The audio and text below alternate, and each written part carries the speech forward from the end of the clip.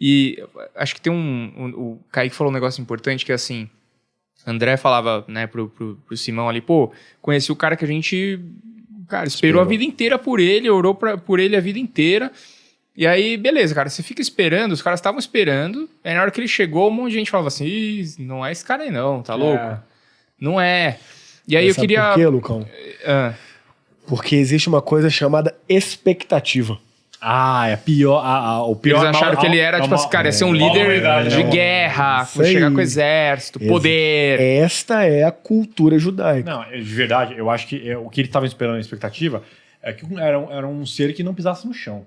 Ele ia flutuando, isso, assim, tocando. Eles aguardavam, ou melhor, os judeus aguardam até hoje, né? Porque eles não acreditam que Jesus de Nazaré era o Cristo. Ele acredita que existiu, mas não acredita que era o Messias. Isso, acredito que ele foi um rabino. Exponencial, diferenciado, mas meio maluco porque falava que ele e o pai eram um. Então, assim o judeu acredita até hoje, né? Mas a expectativa é o que faz as pessoas duvidarem. E essa expectativa, essa falsa expectativa, Lucão, também atingiu os discípulos. Também atingiu João Batista, que foi levantado por Deus para preparar o caminho.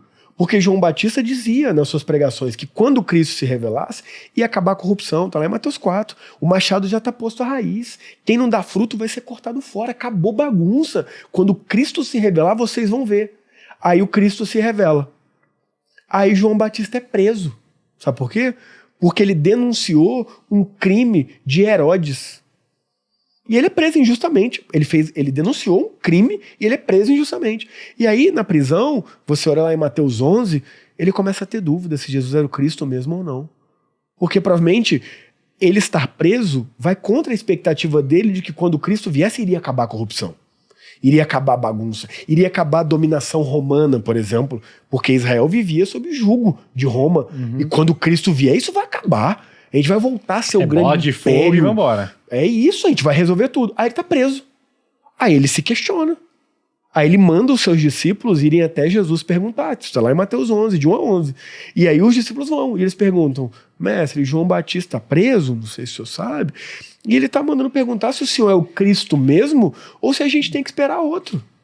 Mas peraí, esse foi o João que disse, quando viu Jesus, que aquele era o Cordeiro de Deus que tira o pecado do mundo e que ele não era digno nem de desatar as sandálias dele. Mas agora, preso, com a sua expectativa não sendo correspondida, ele tem dúvida. E aí a resposta de Jesus é linda, né? Porque Jesus fala para os discípulos irem respondê-lo. Digam para ele que os cegos estão vendo, os surdos estão ouvindo, os leprosos estão sendo purificados e aos pobres está sendo anunciado o reino de Deus. Porque os pobres não ouviam mais as mensagens. O pobre não tinha mais acesso. Por isso pesa, tipo, na Bíblia fala, tem tanto essa tecla, tipo assim, do pobre, né? O pobre. Porque o pobre já estava excluído, porque o pobre era visto como amaldiçoado. Se ele é pobre, porque leproso, ele não tem Deus. Né? Pobre, o leproso, sabe? Também, pegando o contexto da época, tipo assim, o pobre já não tinha muita... A higiene já não era aquelas Já coisas. Pô, se você não tinha dinheiro pra ter água em casa, imagina a água pra você se banhar. Sim. Então, tipo, E o acesso à informação também, não tinha nada disso. Então Jesus mostra que ele é o Cristo para João, falando dos milagres e falando inclusive do acesso que o pobre volta a ter. E aí entra num ponto aí que a gente vai falar também. Como Jesus comunicava com o pobre? Contando história. É a próxima lição aqui, ensinando através de histórias, né? Então contava história, ele trazia o conhecimento num nível que todo mundo entendia, porque todo mundo está vivo, todo mundo está vivendo. Então ele trazia isso. Então, por isso que eles não acreditam e não acreditavam que ele era o Cristo. Porque, mas veio de Nazaré?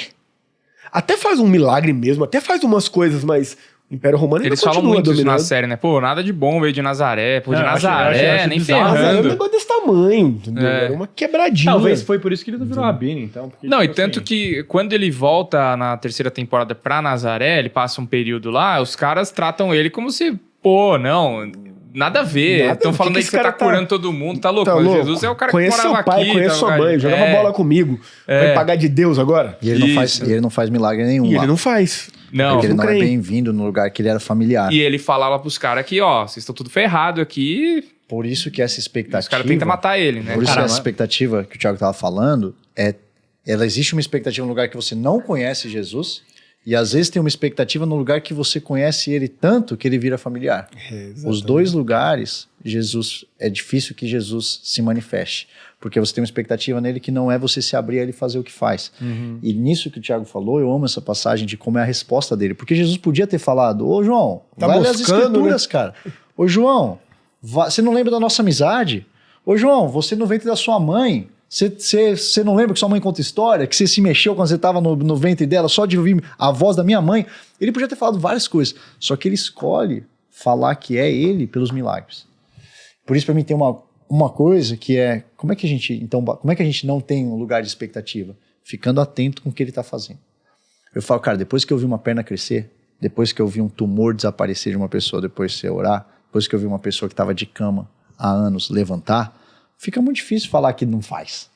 Eu vi, com meus olhos, não é que alguém me contou, não é que um livro de história falou. Eu vi, cara, Deus cura. Não, Deus tá vivo. E Deus faz milagres. 2000 anos depois você vê esse Jesus ainda salvando, ainda curando, ainda transformando vidas. Por exemplo, e o Thiago Nigro pra mim é um exemplo. Cara, o Thiago já era o primo rico. Vamos falar humanamente falando, zerou o game mesmo. Pra que Deus agora? Porque a gente tende a pensar que tá lá, foi pra igreja lá, porque tá tudo lascado na vida, tá todo detonado. Mas e essa salvação que ainda continua vindo para todas as classes sociais, para todos os níveis de conhecimento? Não é, é porque a pessoa é ignorante. Ignorante, cara, vai ver ao longo da história quantos doutores, quantos cientistas eram cristãos. Então, essa missão que ainda continua, cara, sendo verdadeira e manifesta através de milagres como o André tá trazendo aqui, cara, que a gente vê, que a gente vivencia, comprovam, cara, que é real. Prova que é real. Agora, lógico, eu consigo colocar isso no laboratório e... Não. Sim. Não. Sim. Aí é a experiência, né? Aí é a fé, entende? Vocês acham que se Jesus voltasse hoje as pessoas iriam acreditar? Então, ele cara, Jesus? Eu acho que seria igual foi na época. Muitas sim, muitas não. Cara, mas eu sempre me pego nessa, cara. Tipo assim, eu sei que a Bíblia começa meio fim ali, mas é um fim que promete sei lá, uma nova temporada. Um 2.0, vai ter 2.0 no céu. Em algum momento aí vai ter uma nova temporada. E eu fico muito pensando nisso, cara. Será que a galera vai acreditar? Tipo assim, ou vai ser tarde demais? Será que, tipo assim, a gente vai ter acesso aqui? Será que o cara vai nascer lá, sei lá onde, e a comunicação não vai chegar e não vai ter como eu saber que ele chegou, entendeu? Vocês acreditariam? O cara chega aqui e fala, pô, sou eu, cara. O que precisaria ser feito pra vocês acreditarem? Agora aqui. Eu falo assim, para esse podcast agora, sou eu. Não acreditaria, até porque a Bíblia já prevê isso, né? O apóstolo Paulo fala, se um anjo do céu vier pregando um evangelho diferente desse que eu preguei, que seja amaldiçoado, seja anátema, né? Ele já veio, entendeu? Ele já veio. O retorno dele agora é para nos buscar para a glória. Então, mas vai ser uma busca imediata? Tipo assim, ele vai aparecer para todo mundo, vai puxar quem foi, e bola de fogo e acabou, ou vai ser um processo? Aí eu acredito que... E aí existem várias interpretações, tá, Kaique, para isso. Isso aí você vê lá em Apocalipse 20. E aí tem, por exemplo, a visão pré-milenista histórica, amilenista, pós-milenista. Então, é pano pra manga que dá para ter um podcast só para falar sobre isso. De como vai ser a volta de Jesus. Eu creio que vai ser tudo num episódio só. Entendeu? Eu sigo a linha amilenista. Então vai ser nem uma série, vai ser um filme, assim. Não, sabe, tipo, Breaking Bad depois lançou o El Caminho? Vai ser tipo, o El Caminho, assim, pra, tipo, os pingos não existem. Eu creio. Entendeu? Só que existem várias outras interpretações, várias outras formas de interpretar esse mesmo texto e tudo mais. E eu penso que, assim, a volta de Cristo, ela também é a escatologia, né? O que a gente estuda sobre o fim. Também precisa ter uma baita dose de humildade quando abordado. Porque a verdade, Jesus fala assim, fala, nem eu, nem os anjos sabem. Quem sabe o dia é o Pai. Então essa história, cara, por muitos anos, tiveram muitos tempos na Segunda Guerra Mundial, depois na virada do milênio, depois muita gente achou tá acabando. Muita gente achou vai ser amanhã. Muita gente achou vai ser ano que vem. Desde os tempos bíblicos. E a gente tá aqui, então tem uma humildade que existem várias teorias, várias... E é, como ele diz, pano pra muita só conversa. Vou falar um negócio, o carnaval foi meio assustador, porque o que teve de papo de apocalipse no carnaval, você viu esse negócio? Mas não. De Ivete Sangalo, os cantores, teve vários pessoas diferentes falando do apocalipse no carnaval. No carnaval. No Mas carnaval. Sangalo? Mas olha só, mas para mim a postura importante é a gente estar pronto. O que ele adverte várias vezes. Estejam prontos. Eu não sei a hora, meu pai sabe a hora, mas a gente tem que estar pronto. Como é que a gente está pronto? A gente obedece a palavra dele, a gente busca ele, a gente ama ele, a gente faz aquilo que ele está pedindo pra gente fazer. Nossa, Eita. te odeio. Derrubou no computador? Te odeio, velho. Não acredito que foi no computador, cara. Tá tudo certo. Biel, salva o computador dele aí. Cara. Vamos seguindo. Jesus não vai levar você, cara. Você vai ficar falando dele, vai fechar a porta. cara? Do nada, cara, do nada. Aí eu fui scrollar, aí eu bati na Puta, caneca. cara. Já viu que é uma má ideia, né? Gente, que loucura. Mas vamos seguindo aí. Mas foi um suco ainda. Foi bastante. Mas para trazer para o nosso contexto, cara, do estudo que a gente está fazendo e conversando aqui, tem algo que eu acredito com muita força, que é, como a gente não sabe quando vai ser, a gente precisa fazer a nossa parte, cara, que é trazer o reino de Deus aqui para a Terra. É isso. Enquanto ele não vem. Que é amar o próximo. Obrigado, que é amar ele. Que é fazer o bem. Que é estudar. Que é trabalhar. Porque tem uma postura, cara, muitas vezes que você fala, ele vai voltar amanhã. Ele vai voltar daqui um ano. Então, para que eu trabalharia? Por que eu vou estudar? Por que eu vou casar? Por que eu vou ter filho? Tem isso também, né? Tipo assim, se eu soubesse que o cara vem daqui 6 meses, não faz esse meu sentido. Só vou ficar na minha casa orando. Entendeu? E isso Eu acho que aconteceu, inclusive, na Bíblia, tá, Caim? Por exemplo, quando a gente vê ali o livro de Atos, a comunidade estava vivendo, crendo que Jesus ia voltar logo. Estavam crendo que, ó, do mesmo jeito que ele foi, daqui a pouco ele volta. Sim. E aí. Pensou que, tipo assim, pô, ele ressuscitou 3 dias, vai isso, voltar logo. então, vai voltar. E isso foi se estendendo. Aí a gente vê, por exemplo, nas cartas de Paulo dando uma instrução que era o seguinte: ó, aquele que não trabalha não coma. Por quê? Porque tinha galera que tava parando de trabalhar. Eu vou trabalhar pra quê? Jesus tá voltando. Aí ficavam na aba da igreja. Porque o Andrezão continuou a trabalhar. E aí o Andrezão contribuindo com a comunidade para ajudar os necessitados e eu, bonitão, sem trabalhar, porque Jesus tá voltando. Mas você tá comendo, né? E quem que tá pagando? Quem tá trabalhando. Então, o apóstolo Paulo chegou a instruir, falou, ó, quem não trabalha não coma, lógico, gente. Era salvo, né? Criança, idoso, pessoas com deficiência. Ou seja, pessoas que eram aptas a trabalhar, que não estavam trabalhando, ele falou, cara, por quê? Porque muitos ficavam nessa. Não, ele tá voltando, vou ficar aqui, literalmente sem fazer nada. E aí, muito bem colocado pelo André. Não, a nossa vida continua. Amando a Deus, amando o próximo, produzindo, sabe? Seguindo a nossa vida da melhor forma possível, porque vamos falar a verdade. Eu não sei quando Jesus vai voltar. Como o André bem disse, o próprio Jesus disse. Mas não vai demorar muito para nós irmos até ele. Daqui 100 anos, ninguém que está aqui nesse prédio vai estar aqui. Sim. E aí?